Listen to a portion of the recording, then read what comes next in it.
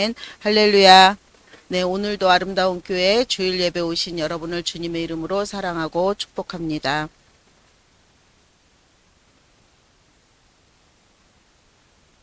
네, 우리는 인생을 살아가면서 예기치 못한 크고 작은 위기들의 순간을 만납니다. 믿음이 있는 우리들은 당연히 하나님께 나아갈 것 같지만 실제로 그렇지 않은 경우가 많습니다. 자신이 할 수 있는 모든 방법과 인맥을 총동원하며 해결책을 찾아 나섭니다. 그러다가 도저히 내 힘으로 아무것도 할 수 없다는 한계에 부딪히면 비로소 하나님 앞에 나아갑니다. 왜 그럴까요? 당장 눈앞에 닥친 그 문제들이 두렵기 때문인데요. 눈에 보이지 않는 하나님보다 눈에 보이는 세상의 것들이 나의 편이 되어주고 나를 도와줄 것 같은 생각 때문이죠. 성경은 아주 오래된 책입니다. 오랜 세월 역사 속에서 수많은 위기를 지나오며 기록된 책이지요. 사람들은 늘 지금이 최악의 상태라고 말합니다. 경제는 어려워지고 사회적 혼란도 이어지고 있습니다. 요즘은 기름값이 크게 오르면서 여러 가지 부담이 더해지고 있습니다. 그 문화의 타락으로 젠더 개념의 이슈와 또 성 정체성 그리고 절대 진리는 없어 내가 옳다고 느끼면 그것이 진리야 라는 그 포스트 모던 가치관이 우리를 점점 혼란스럽게 만듭니다. 그러나 성경은 우리에게 진짜 위기를 보지 못하고 사는 것이 더 큰 비극이라고 말합니다. 모든 문제의 뿌리는 하나님을 떠나 자기 중심적으로 살아가려는 그 교만한 마음입니다. 하나님의 형상을 따라 선하게 창조된 우리가 왜 이렇게 되었을까요? 그러면 하나님의 그 창조의 목적대로 어떻게 회복될 수 있을까에 대한 그 진단과 처방에 대한 유일한 답은 성경입니다. 특히 인간의 타락과 동시에 하나님의 구원 약속의 선포가 창세기 3장에 담겨 있습니다. 오늘 본문은 그 가운데서도 구원이 왜 필요한지 그리고 우리가 어디를 향해서 가야 하는지를 분명히 보여주고 있습니다. 인간은 죄로 인해 생명나무에 이를 수 없는 존재가 되었습니다. 그러나 하나님은 그대로 방치해 두지 않으시고 포기하지 않으셨습니다. 생명나무의 길을 막으셨지만 또 다른 하나님의 방법으로 구원의 길을 예비하셨습니다. 우리가 그 몸이 아프면 병원에 가서 먼저 진단을 이렇게 받아야 합니다. 제가 전에 그 응급실에 간 적이 있는데요. 배가 너무 아파서 빨리 약이라도 주면 좋겠는데 이런저런 검사만 하고 계속 문진만 하고 너무 아프다고 호소를 해도 기다리라고만 하는 거예요. 그러니까 마음이 좀 답답했습니다. 결국 시간이 흐른 뒤에 담석이라는 원인을 찾고 나서야 처방이 내려졌습니다. 우리의 신앙도 마찬가지입니다. 우리는 하나님께 문제를 해결해 주세요 라고 부르짖지만 하나님은 먼저 너의 문제가 무엇인지를 보라고 말씀하십니다. 아담과 하와는 아무 수고도 하지 않고 에덴 동산에서 살았습니다. 하나님이 주신 모든 것을 누리는 완벽한 삶이었죠. 그러나 그들은 거기에 만족하지 않았습니다. 그들은 하나님이 그 정해주신 자리에서 사는 것이 아니라 하나님과 같은 존재가 되기를 원했습니다. 결국 하나님의 말씀을 저버리고 스스로 선과 악을 판단하려 했고 그 결과 에덴 동산에서 쫓겨납니다. 하나님은 에덴 동산에서 그 두 사람을 내보낸 후에 그의 근원이 된 땅을 갈게 하셨는데요. 그의 근원이 된 땅이라는 말은 인간이 흙에서 온 존재임을 보여주는 것입니다. 인간을 다시 본래의 자리로 돌아가게 한 것이지요. 창세기 2장 15절을 보면 하나님께서 아담에게 에덴 동산을 지키고 돌보라는 그 사명을 주셨습니다. 이제는 그 기쁨의 사명이 고통과 수고를 동반한 그 노동이 되었습니다. 그러나 이 수고는 단순한 형벌이 아닙니다. 땀 흘려 일하는 과정을 통해 인간은 자신의 한계를 깨닫게 되었습니다. 다시금 생명의 근원이신 하나님을 찾게 되는 은혜의 통로인 것이죠. 하나님은 흙으로 사람을 지으시고 그 코에 생기를 불어 넣어 주셨습니다. 그래서 사람은 하나님을 의지하고 살 수밖에 없는 피조물에 불과한 존재입니다. 그러나 사람은 이것에 만족하지 않았습니다. 사단은 그것을 알았고 또 어떻게 이용해야 하는지도 너무 잘 알았습니다. 그래서 하와에게 접근합니다. 우리가 그 어려운 상황 가운데 있다 보면 불평도 하게 되고 화를 내기도 하지요. 그러나 문제는 그 틈 사이로 사단이 침범한다는 겁니다. 사단이 우리 마음에 들어와 자리를 잡도록 내어 주어서는 안 됩니다. 아담과 하와를 보십시오. 뱀이 던진 미끼를 덥석 받아 물었습니다. 하나님처럼 될 수 있다. 이 말은 하나님 없이도 살 수 있다라는 그 유혹입니다. 결국 아담과 하와는 자신의 한계를 인정하지 않고 하나님을 대신하려 했습니다. 얼마나 어리석은 생각인지 모릅니다. 사도 바울은 고린도전서 1장 31절에 말합니다. 자랑하는 자는 주 안에서 자랑하라. 하나님의 구원의 방법은 세상의 방식과 다릅니다. 세상은 인간의 자신감과 지적인 자부심을 높이 평가하지요. 그러나 그 자부심이 하나님을 대신하려 할 때 하나님은 그 사람을 철저히 낮추십니다.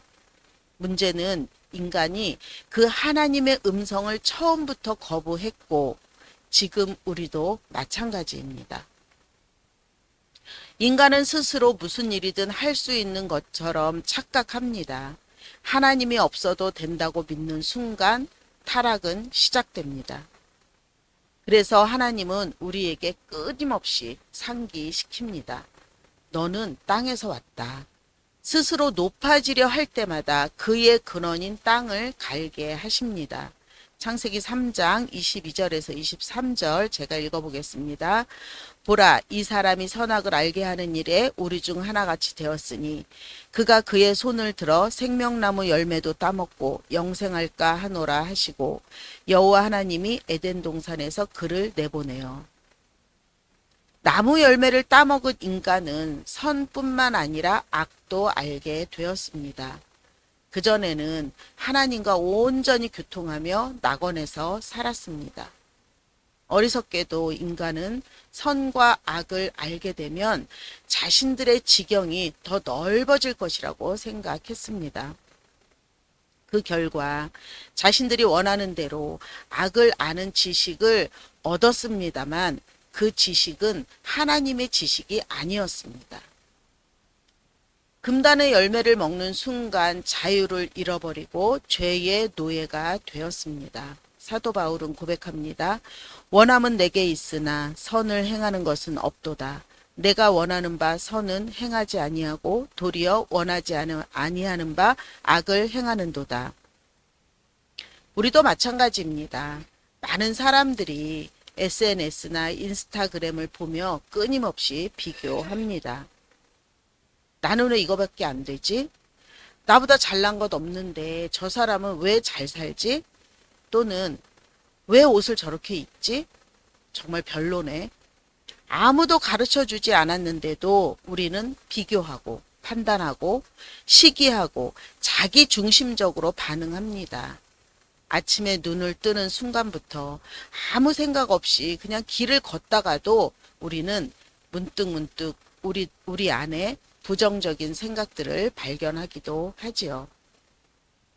그런데 이보다 더 큰 문제는요. 그런 사실조차 깨닫지 못하고 있다는 것입니다. 그러니까 자꾸 자신을 알아봐 달라, 자신이 옳다고 주장하며 분란을 일으키는 것입니다. 이것이 바로 우리 안에 있는 죄의 모습입니다. 하나님은 이 악을 가볍게 여기지 않으십니다. 거룩하신 하나님은 악을 미워하십니다. 그 악은 우리의 삶에 침투하여 우리를 무너뜨리고 하나님과의 관계를 끊어놓습니다. 성경은 그 결과를 분명하게 말합니다. 에덴 동산에서 쫓겨난 인간은 이제 고통과 불안 속에 살아갑니다. 같은 죄를 반복하고 후회하고 가슴을 칩니다. 자신을 원망해도 소용없습니다. 우리의 생각대로 되는 것은 하나도 없습니다. 그래서 늘 어디론가 돌아가기 위해 애를 쓰지만 뜻대로 되지 않습니다. 앞날이 막막하고 자신이 할 수 있는 일이 뭔지 답답하기만 하지요. 이 모든 삶의 배후에 어른거리는 것은 죽음의 그림자입니다. 그런데도 인간은 여전히 같은 길을 선택하지요. 이것이 형벌입니다.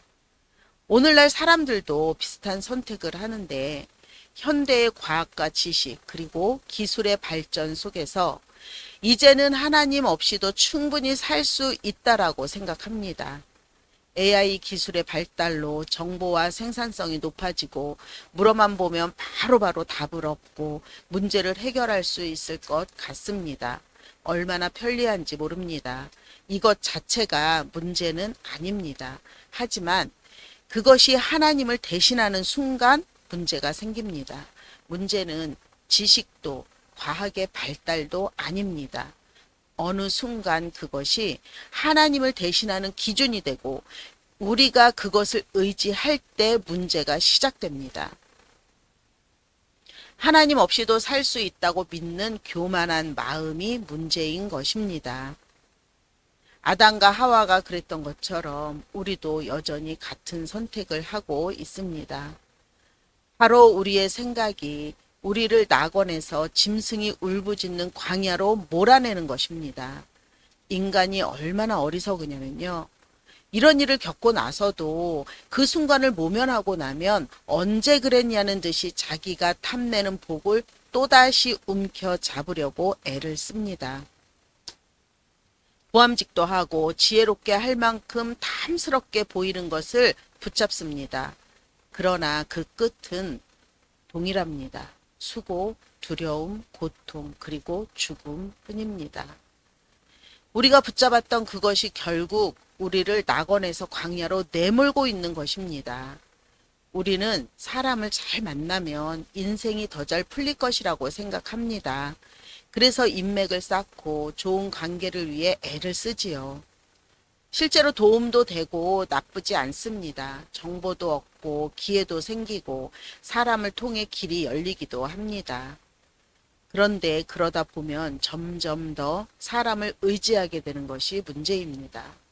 어느 순간 내가 기대했던 것만큼 돌아오지 않을 때 그리고 믿었던 사람에게 배신을 당하기도 합니다. 그동안 쌓아왔던 좋은 관계가 한순간에 너무 쉽게 무너져 버립니다. 그때 깨닫게 되죠. 내가 붙잡고 있던 것들은 나를 지켜주지 못하는구나. 사람을 의지하면 잘 살 것 같았는데 결국 그 의지했던 것들이 우리를 광야로 내몰고 있는 것입니다. 여러분은 아담과 하와처럼 우리가 믿었던 것으로 쓰디쓴 열매를 맛보고 있지는 않으신지요? 22절을 보겠습니다. 여호와 하나님이 이르시되 보라 이 사람이 선악을 알게 하는 일에 우리 중 하나같이 되었으니 그가 그의 손을 들어 생명나무 열매도 따먹고 영생할까 하노라 하시고 하나님은 죄에 빠진 인간이 생명나무 열매까지 손을 뻗을 것을 이미 알고 계셨습니다. 죄는 한 번으로 끝나지 않습니다. 야고보서 1장 15절은 죄가 장성한 즉 사망을 낳는다고 했고 예레미야는 마음은 만물보다 거짓되고 심히 부패했다라고 말했습니다. 죄는 점점 자라고 강화됩니다. 그래서 죄는 반복성과 중독성이 있어서 회개 이후에도 다시 넘어질 수 있습니다. 그래서 우리가 회개 후에도 반복적으로 똑같은 죄를 저지릅니다. 그러면 회개할 필요가 없는 거 아닌가요? 라고 생각할 수도 있지만 우리가 그 폭을 좁히는 겁니다. 회개하고 또 같은 실수를 범하지만 다시 돌이켜보고 그 다음에는 또 실수를 좀 줄이고 그렇게 나아가야 하는 것입니다. 이미 불순종으로 타락했음에도 불구하고 이 정도면 괜찮아 라고 여전히 자신의 방식으로 살고자 합리화합니다. 그래서 하나님은 인간을 아예 에덴에서 내보내기로 결정하신 것입니다. 이것은 하나님이 인간의 속성을 너무나 잘 알고 계셨기 때문에 죄의 상태로 영원히 사는 것을 막기 위한 하나님의 은혜의 제안이었습니다. 에덴 동산에서 추방되었다는 것은 하나님과의 관계가 단절되었다는 것을 의미합니다. 더 이상 하나님의 생명을 공급받을 수 없는 상태가 되었는데요. 그러나 이상하게도 생명에 대한 갈망은 사라지지 않았습니다. 문제는 그 갈망이 하나님을 향하지 않았다는 것이지요. 인간은 생명을 하나님께 의탁하기보다는 오히려 스스로 통제하려고 합니다. 죽음 앞에서도 마찬가지입니다. 자기 방식으로 죽음을 해결하려고 합니다. 그래서 사람들은 죽음 이후에도 이름을 남기고 업적을 쌓고 흔적을 세우고 자녀와 가문을 통해 자신을 이어가려고 합니다. 한마디로 말하면 나는 없어지지 않을 거야. 이것이 바로 타락한 인간의 속마음입니다. 그러나 결국 하나님 없이 생명을 얻으려 했던 것은 또 다른 방식의 생명나무의 손을 뻗는 모습입니다. 오늘날은 그 모습이 더욱 노골적으로 드러나는데요. 사람들은 각종 검진과 수치에 민감하게 반응하고 수명을 늘리고 죽음을 늦추기 위해 끊임없이 노력합니다. 물론 건강을 잘 관리하고 생명을 아끼는 것은 하나님이 주신 지혜입니다. 문제는 방향입니다. 우리는 생명을 하나님께 맡기기보다 생명나무를 내 손으로 움켜쥐려고 하는 것이 문제입니다. 죽음이 두려워 끊임없이 안전장치를 쌓고 늙음이 싫어 시간의 흐름을 거스르려고 애쓰고 마지막을 인정하지 않으려고 쾌락을 쫓아 공허함을 달랩니다. 하나님 없이 영원히 살기 위해 인간의 모든 재주와 능력을 총동원하는 것이죠. 그러나 성경은 분명히 말합니다.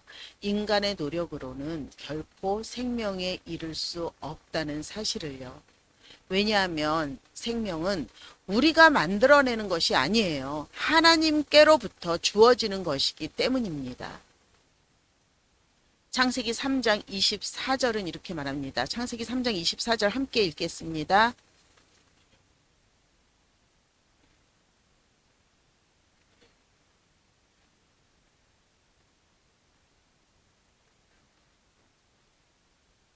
네, 아멘. 하나님은 인간의 실상을 아셨습니다. 쫓겨나면서도 다시 돌아가 생명나무 열매를 붙잡으려고 할 것을 아셨습니다. 그래서 구룹과 두루 도는 불칼로 그 길을 막으셨습니다. 이것은 단순히 물리적 차단이 아닙니다. 죄 가운데 있는 인간은 자기 힘으로는 결코 생명에 이를 수 없다는 선언입니다. 이후 인간은 오랜 세월 문명을 발전시키고 지식을 쌓고 사회를 바꾸려고 노력해 왔습니다. 그러나 해결하지 못한 것이 있습니다. 바로 죄의 문제인데요. 인간은 여전히 동산 밖에서 서성대고 있습니다. 아무리 들어가려고 해도 들어갈 수 없습니다. 하나님께서 구름과 불칼로 지키고 계시기 때문입니다. 제가 요거 말씀 준비하면서 이렇게 상상을 해봤는데요. 두루 도는 불칼이라고 했습니다.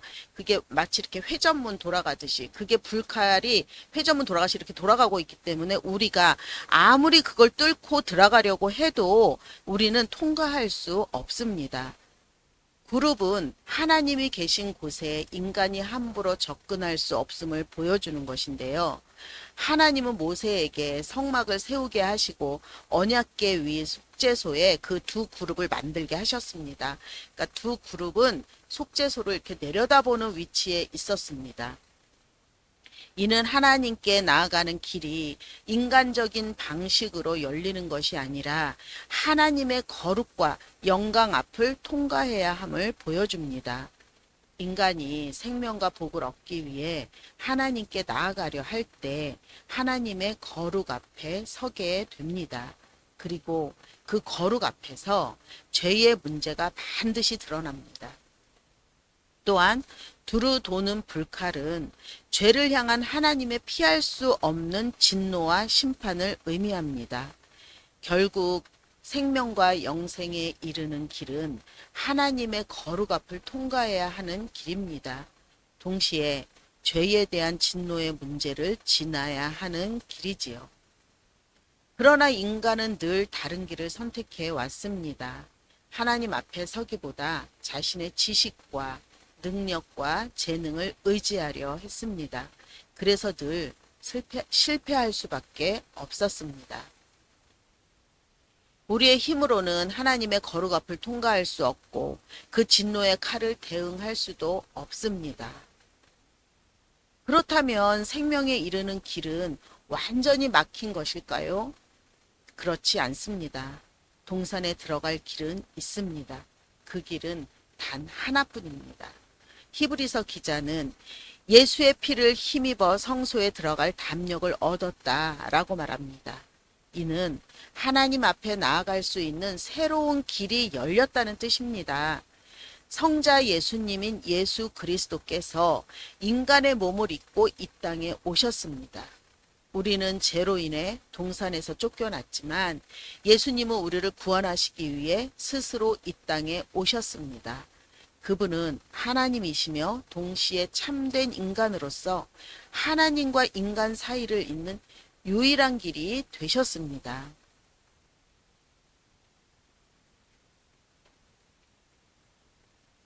그리고 예수님은 우리가 피할 수 없던 그 길, 하나님의 진노를 향해 나아가셨습니다. 십자가에서 그 진노를 대신 받으셨습니다. 우리가 마땅히 받아야 할 진노의 칼은 예수님께 쏟아졌고 우리에게는 낙원으로 들어갈 길이 열린 것입니다. 히브리서 10장 20절은 이렇게 증언합니다. 그 길은 우리를 위하여 휘장 가운데로 열어놓으신 새로운 살 길이요 휘장은 곧 그의 육체니라. 하나님이 생명나무 길을 막으신 것은 너희는 영생하면 안 된다라는 뜻이 아닙니다. 죄인된 상태로 영생하는 길을 막으시고 하나님이 여시는 새로운 영생의 길로 들어오라는 은혜의 차단이었습니다. 인간의 손으로 따먹은 생명나무는 막으셨지만 하나님이 주시는 구속을 통한 생명의 길은 열어두셨습니다. 그러므로 에덴의 추방은 끝이 아니라 하나님이 주도하시는 구속과 회복을 위한 시작입니다. 이제 우리는 예수님의 피와 찢긴 몸을 통해서 추방당했던 낙원으로 다시 돌아갈 수 있게 되었습니다. 우리가 성찬식을 할 때 나누는 떡은 예수님의 몸이요 포도주는 예수님의 피를 상징합니다. 우리가 성찬식을 하는 이유가 여기에 있습니다. 단순한 간습이나 형식을 지키기 위한 것이 아닙니다. 그 떡은 우리를 위해 찢기신 예수님의 몸이고 그 잔은 불칼의 진노를 쏟아내신 예수님의 피입니다. 오직 예수 그리스도의 십자가 없이는 아무도 하나님의 낙원에 들어가지 못합니다. 하나님의 아들이 이 땅에 오신 것만으로도 충분치 않습니다. 반드시 십자가가 필요합니다. 베드로는 베드로전서 2장 24절에서 이렇게 말합니다. 그가 채찍을 맞음으로 너희는 나음을 입었다. 예수 그리스도께서 우리의 죄와 진노를 친히 담당하셨습니다. 그러므로 이제 예수 그리스도를 믿는 자에게 더 이상 동산 입구는 막혀 있지 않습니다. 우리는 그리스도 안에서 하나님께 나아갈 수 있습니다. 예수의 보혈의 피 의지하여 담대히 하나님 앞에 설 수 있습니다. 이것은 우리의 힘이나 자격 때문이 아닙니다. 오직 그리스도의 순종 때문입니다. 우리는 여전히 죽을 수밖에 없는 죄인이지만 이제 그리스도 안으로 들어온 자들입니다. 그러므로 더 이상 자기 손으로 생명을 붙잡으려 하지 말고 이미 열어놓으신 그 길로 담대히 나아가십시오. 사랑하는 여러분, 참된 생명, 풍성한 생명, 영원한 생명을 얻고 싶으신가요? 죽음을 통과하여 영원한 영광의 나라까지 이어질 생명 말입니다. 그렇다면 더 이상 자신의 힘으로, 자신의 지식으로 그 생명을 얻으려고 하지 마십시오. 성경은 분명히 말합니다. 그 길로는 누구도 생명에 이를 수 없다. 길은 오직 하나뿐입니다. 예수 그리스도와 그의 십자가, 그 사건을 통해서만 하나님께 나아갈 수 있습니다. 예수 그리스도를 의지하여 나아오는 모든 자를 하나님은 기쁨으로 받아주십니다. 그러므로 이제 자기 손으로 생명을 붙잡으려 하지 말고 이미 열어놓으신 그 길로 나아가시기 바랍니다.